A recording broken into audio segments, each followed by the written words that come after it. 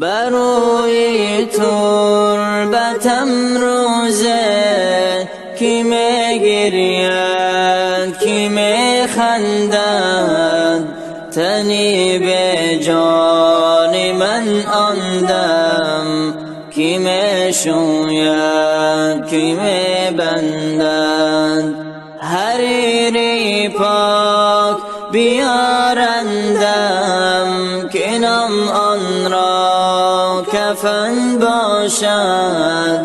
لباس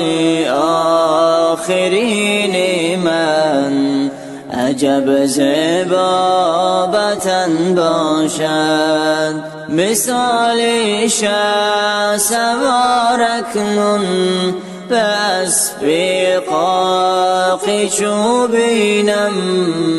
مرا از قرض این دنیا کی میپرسد کی میبخشد ودا ای خانه و ای در ودا ای همسر و مادر ودا ای قبلگاهی من ودا ای خواهر و دادر کنون من ره سپار هستم برای من دعا گوید نجاتم از عذاب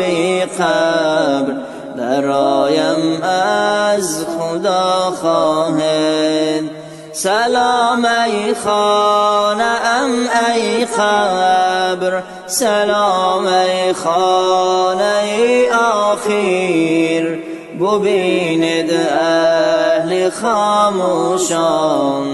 دلم این دم جگر خون است سلام ای خانه ام ای قبر سلام ای خانه ای آخر ببیند اهل خاموشان دلم این دم جگر خون است